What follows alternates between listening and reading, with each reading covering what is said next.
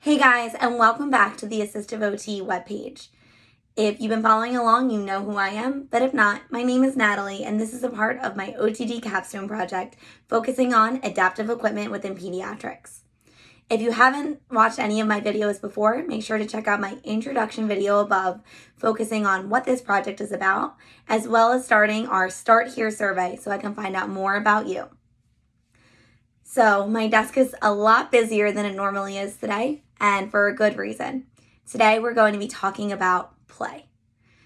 Play is a child's main occupation, and oftentimes is sometimes not addressed, I think, as well as it could be. I think a lot of times we let kids play however they want to play, but they miss out on certain things because they don't have the strength to be able to hold certain things or the fine motor abilities to be able to paint or do other tasks that kiddos their age are able to do. So I really hope today you can find some of those things that I have here in my Amazon warehouse of an office to be able to use with your kiddos, whether they be your own or your kiddos on your schedule. So I have a couple things here that I'm going to show you, but I also have a couple things that I'm going to talk about, and I'll link below. First, let's talk about painting.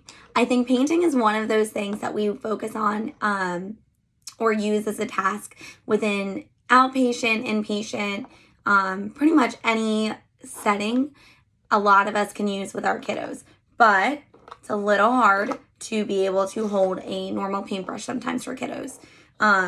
So I have a couple of different things. So here, they're not technically adaptive, but I love using what everyone uses normally and kind of using it in an adaptive way. And I think that's the OT brain. So this is a normal paint brush, but in here you can see it has a little hole that can hold it. So instead of letting paint fly everywhere or having, it kind of flow all over, this is really great for being able to have a kiddo be able to reach in and grab themselves, as well as having different colors set up. So it's a little more of an independent task. I actually like using these with either easy hold by themselves or easy holds coupled with functional hand. I think these two products go hand in hand together, and it's amazing the way that brains work, and it was almost like they were designed to be used together. So I think I could probably use a smaller one for this. Let's see. So you can either have it just kind of how it is. I could probably use a smaller one, but for this purpose, I'll use it. I can never get my hand going it right.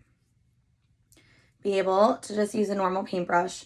So, and these are great because they're silicone, so they can be washed off whether you get paint on them, or really on any other kind of mess, or if you're using them with multiple patients. So being able to just dip it in, and whether your kiddo has contractures or different tone issues, able to hold on to it. So being able just to use the paintbrush, just a normal paintbrush that you would grab off of Amazon.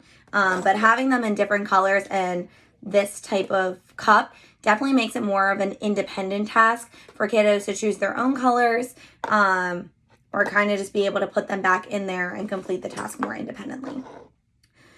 You can also use this with functional hand and an easy hold. So I know I've showed this in multiple ones of my videos, but I'll show it again.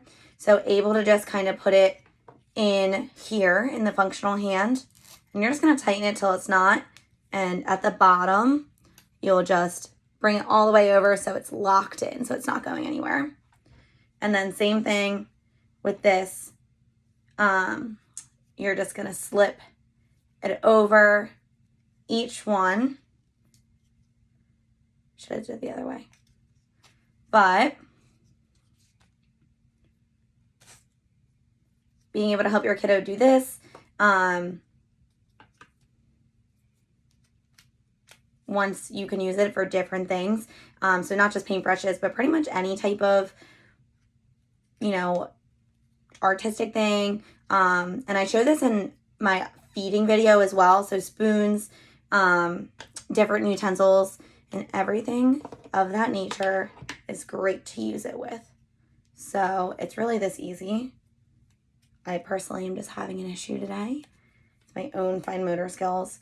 So being able to just put it in around like a cuff, and I could probably switch this just this way, and being able to just hold it this way gives it more, it's not going anywhere. So if your kiddo doesn't have the strength to hold it, or, like I said, has other issues with tone, definitely a great assist as well, because it holds it for them. So this works with pens, pencils, crowns, or crayons, as other people may say. I definitely say it differently, but able to use it for a bunch of different things. Another great thing that I've used this with is musical instruments. And our friends over at Easy Hold definitely have talked to me about different ways to use this, and I love it. But again, I'm putting this in the functional hand, not something you have to do, something you can definitely do with just Easy Hold. But just incorporating, being able to let a kiddo play their own musical instruments if they can't hold it instead of doing hand over hand is definitely something that's great. But this can be used with drumsticks too, which I find super great. You can use it by yourself too in just a regular Easy Hold. So again, you're just gonna throw it on there. And if you think about feeling the vibrations from the bells or feeling the vibrations from drumsticks, and everything of that nature, it definitely gives a kiddo like a different feeling. Again, this is a smaller one, so I'm just kind of putting it in my hand. But like, you just feel the vibrations. It's giving that sensory input. It's giving, it's making those neural connections to the hand, of what's out there, what's happening, what is going on in my body. But being able to do it themselves is definitely something that obviously is an OT, soon to be, loving the independence that comes with it. So that's just a couple of things you can do with Easy Hold and the functional hand. Other things you can do, so I have here some just built up foam grip. They come in the pack that I have, and I'll send, or I'll attach the link. So it comes in different sizes. So the large one, this is the medium, and I think there's a really small one.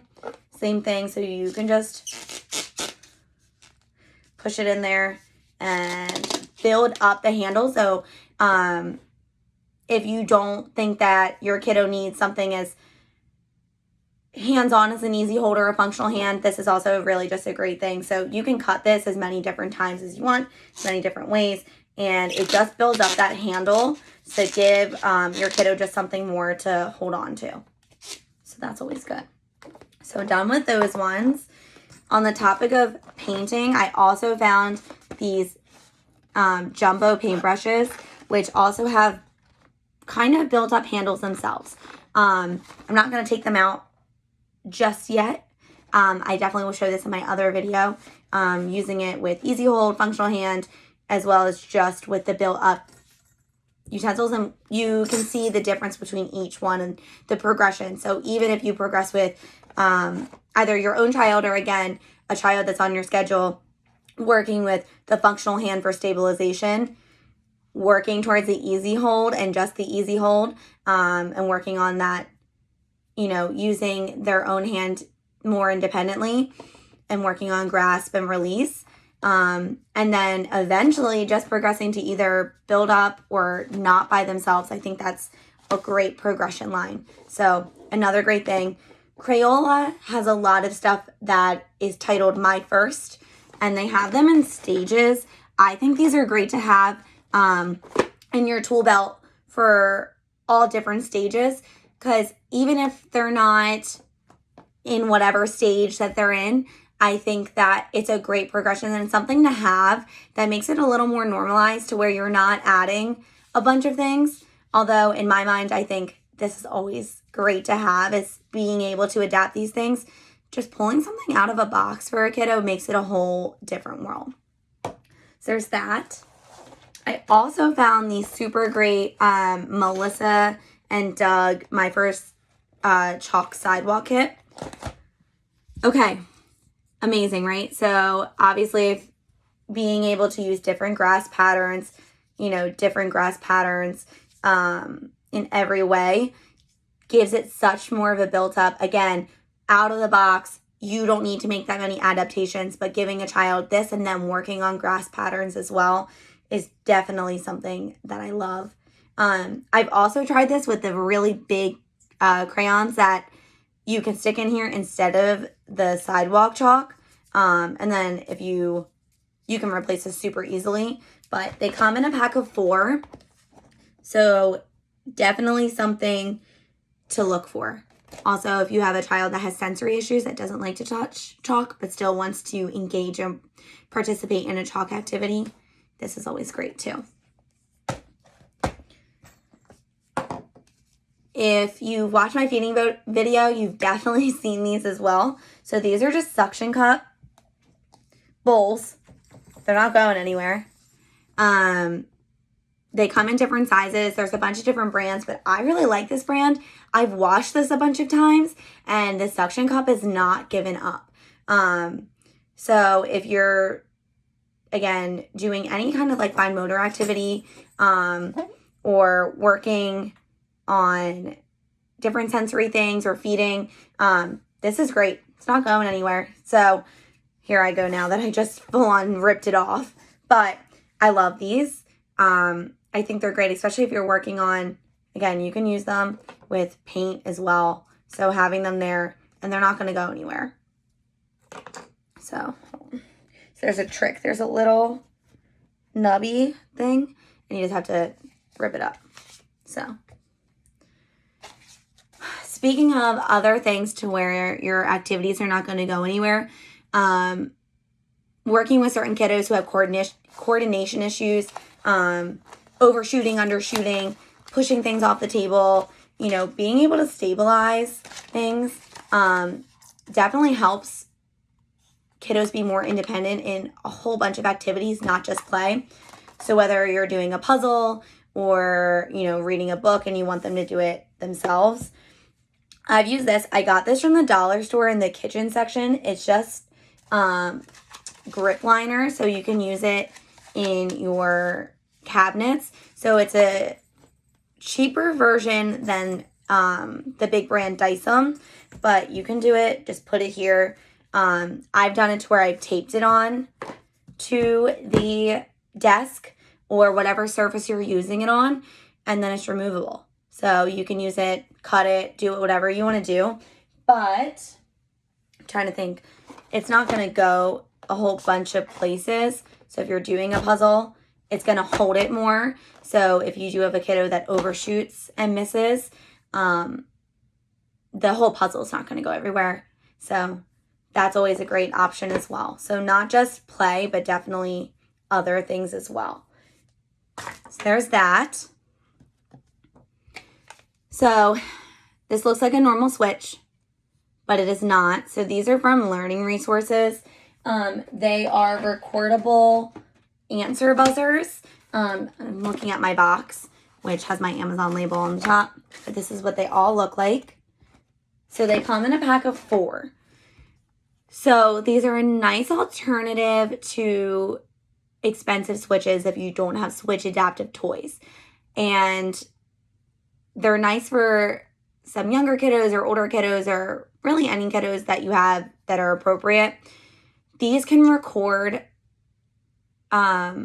songs, answers, names, whatever you want to record them on. And it gives a kiddo a larger option for them to hit the button. And then there's me saying good morning. But they're super easy to use, whether you're in a classroom, you're at home, or just trialing out switches as well when it comes to getting ready to use switches for adaptive toys for play. These are always great. But I have used it to where I've recorded songs, and then you can have your kiddo hit it on there. I'll hit it again, but again, it's just me saying good morning. Super easy to use. And again, it comes in a pack of 4. So if you're just trialing out switches, getting ready to use Switch adaptive toys, or using switches for a bunch of different things, this is a nice trial starter, as well as for play. So if you're playing a game to where, you know, a whole bunch of different things, or my turn, working on different, you know, turn taking, or, you know, next then sequences as well. This is great to record it and have the kiddo hit it themselves. So super fun. So those are great. And then working on different activities when it comes to crafts. Again, doesn't have to be crafts, but I feel like that's something I see often in an outpatient clinic, is a lot of, you know, fine motor, visual, perceptual, things like that, that definitely incorporate a lot of more so crafting and coloring and playing, things like that. So these are just adaptive scissors. I have the loop scissors as well, but I feel like a lot of people have seen those. So these are also great too. They just have a safety on them. But I have used it to where I've either put the grip down and have it here so it's not going anywhere while you're having a kiddo cut. So just like a little tab, and they can just cut themselves. So if you're going to hold the paper and bring it in and just have them cut as you move it, or they can move it. So depending on the skill level, as well as something great. But I've also used these to where I put Velcro on the bottom. And you just put a piece of Velcro kind of just anywhere on your area. It's not super hard to get up, especially if you're on like a desk, or an activity tray, and being able to do it this way so you can interchange what they're using. So that's another fun thing. So I will be showing this in another video, but this is called the Relax Swing. I'm obsessed with this product. I've talked to the inventors of it, who actually invented it for themselves, instead of children who have special needs. And they said that their biggest buyers or biggest consumers are either parents or educators of children who have special needs. So the Relax Swing is a hammock-based swing adaptation, which can go over any playground swing and gives support in the back. So if your child doesn't have trunk support, head control, has different tone throughout their body, especially children who have cerebral palsy, or SMA, or different things to where they can't hold themselves up, this is an amazing product that has benefited so many people. It can go over any playground swing, so it's this small, easy to bring with you. And I'm going to show this in its own individual video, and I'll link the website to this as well. It's super easy to put up. It's amazing. It holds up to 200 pounds. So children of all ages, you know, you want to give them that playground experience, have them go play with their siblings or friends, or even just get their sensory input through a swing, but you don't have a therapy grade swing in your house and they don't fit into the adapted swings that some playgrounds have. Some other people feel like they drive 30 to 50 miles just to go to a playground that has a swing for a kiddo to be able to use. So I love this. I've sat in it myself, and you're fully supported. There's a harness. Your child's not going to slip out, but it gives that support to where they can sit on a normal swing, but also be safe, and you can bring them to any park. But I will link this, and definitely check out my video when I put this up, because I'll show it super quickly how to put it up, get in it, and some of the great features it has, as well as how to take it down, because I think time and energy obviously as a parent or someone who works with kiddos, definitely something that we have to be cognizant about. It's time and energy, because their attention to our activities switch so quickly. So I love this. Quick story. The inventors made it for themselves because they wanted to take their children to the playground, and they were so tired from work, and they just wanted to hang out. They didn't want to have to hold themselves up. They created themselves a hammock swing, which I love. So that's that. I also have in my lovely little library of things some books that I love, which again, kids love to play every different way, whether your child likes to read or be read to, whether they like to color, scribble, paint, use chalk, do whatever, or they'd rather play video games. I think I've covered a lot of bases, but we have to be able to give them the option of doing things as independently as they can. So having different tools in our belt to utilize is definitely something as professionals or parents that we need to be aware of, that there are so many things out there. But these are some of my favorite books that I've definitely come across. So this is called Let's Go Play. So this is this is a child-friendly book, and it's getting ready to play as you learn from children about their adaptive equipment or tools that help them navigate their days. So this is a very non-threatening way to kind of introduce adaptive equipment to kiddos. So whether you're a teacher, a parent, or therapist, this is a great way to introduce different things. So it talks about different pieces of equipment that are out there, and what it does. So there's a whole bunch of different things that are covered in here. The author is, she's an SLP. She is so amazing. We've talked a couple times, and she is just so helpful to talk about, but she covers so many different things in this book that she's used personally. So I definitely would recommend this one. So it talks about AAC devices, a stander, wheelchairs, different G-tubes, ports, things like that. So I love it. Definitely something that is great to have in your repertoire of books, especially if you have another kiddo who has different needs but don't know how to explain it to a sibling, cousin, or relative. Definitely something to check into. Then we have Gary's Gigantic Dream. This is written by an OT, and she actually is just put out her second book, which is on pre-order.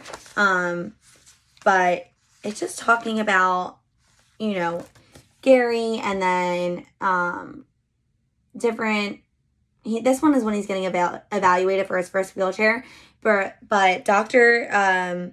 Nicole Julia has kind of made it her mission to talk about different abilities, different characters that have diverse abilities in a bunch of her books. So as they come out, I think it's just going to get more and more inclusive. But a percentage of her books go to building inclusive playgrounds, which I'm obsessed with. So definitely check out the Able Fables, which is just her chronicle of books. So this is number 1. And then her second book, like I said, is on pre-order, which hopefully comes soon. So these are just 2 books that I definitely think are amazing to have in terms of adaptive equipment. They may not be adaptive themselves, but I think building an inclusive world for children to be able to see kids like themselves or people like them in a children's book is so special. So definitely something to check out. Put these back up here. For our older kiddos that we're going to work with, I personally don't have these in my possession because I am not a gamer by any such means. nor do I think I would know how to use them personally unless I played with them for a long time. But Microsoft has different adaptive gaming essentials, gaming consoles. I think a lot of us have seen the Super Bowl commercial that has the adaptive gaming piece, but they have other ones as well. They also have joysticks. I think that there's also a connection port for like sip and puffs, different things like that. So amazing. I have included on my resource tab a bunch of different funding for adaptive gaming systems, which is amazing. I think it goes by state, but there's resources there. And then also I've linked as well to the adaptive gaming consoles, as I don't have them in front of me, but they're pretty much all Switch adapted. And I have a Switch adaptive video, which I think comes after this one, if you're following down the line. But if not, I'm sure you can find it on my page, where I will talk all about Switches, up, down, each way, and show you a little bit about me adapting a toy. So that's what I have for you in terms of play. There are a million things that we could do in the adaptive equipment world for play, but these are just some of the things that I found that are super great, super applicable for different age groups, different age range, and are not costly, are not gonna make you break the bank to be able to pay for certain things. But definitely check out my Switch adaptive video, because I show how to adapt a Switch, how to adapt a normal toy to be able to use with a Switch for a cost-effective means. So check out that video. I'd love to hear comments, questions, concerns, and if you have any other kind of fun things, feel free to send them my way, because I'd love to make another video about it. But until next time, my friends, and you and I will talk soon. Okay? Thank you.